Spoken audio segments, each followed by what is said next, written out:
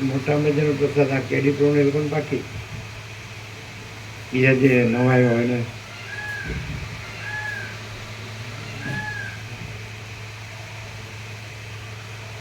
ગુરુવારણ કયો પ્રસાદ? રસ પ્રસાદ કાલે વિનોદ પ્રભુએ પછી નથી લીધો એટલે એમને માટે વાટકીમાં રાખ્યો હતો ફ્રીજમાં એટલે સવારે આવે છે. એટલે પ્રશાંત પ્રભુ બોલે કે વિનોદ તો જો હા કે નહીં લીધા. લીધો થોડો પ્રસાદ વાટકીમાં એમના માટે રાખ્યો.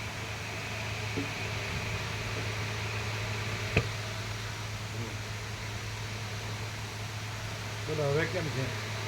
તમે એમ કહો કે તમે કેવી રીતે તમે તો આ છો તો તમે તો કેવી રીતે પરમચિદાકાશ પરમજ્યોતિ અખંડ જ્યોતિ છો. તો અમે ચૈતન્ય અણુ છીએ અને જે એ ચૈતન્ય અણુ કેવળ અનુભવ કે કેવળ જ્ઞાન કે કેવળ બોધ છે. તો એમ એ આ હું અને જગત અવાસ્તવિક છે, જળ આભાસ છે, અનાત્મા છે. તો એ અમે નથી. જે કેવળ જ્ઞાન છે, ચૈતન્ય અણુ છે, જે એ અમે પરમચિદાકાશ પરમજ્યોતિ અખંડ જ્યોતિ છીએ. આ હું છે એ અમે નથી.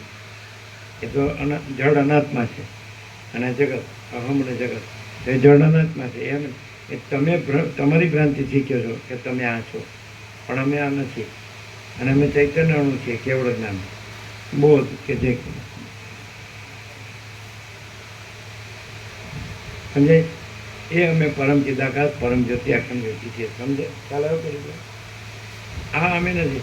તમારા ભ્રમથી તમારી ભ્રાંતિથી તમે અમને આ જુઓ છો, પણ અમારા કેવળ જ્ઞાનમાં અમારા ચૈતન્ય અણુમાં અમારા પરમ ચિદાકાશ પરમ જ્યોતિ અખંડ જ્યોતિમાં અમે આ નથી અને આ જગત નથી.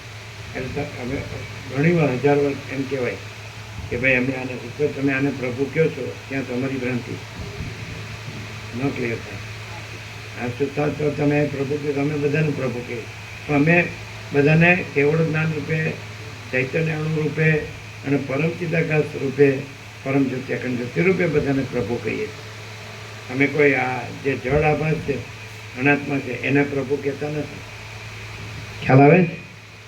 હા, તો તમે આને પ્રભુ કહેતા હો તો એ સમ્યક જ્ઞાન નથી. જ્ઞાન જ કેવળ જ્ઞાન જ સમ્યક જ્ઞાન છે અને જળ અનાત્મા જ્ઞાન એ ભ્રાંતિ જ્ઞાન છે, એ જ્ઞાન નથી. એમ છે? હા.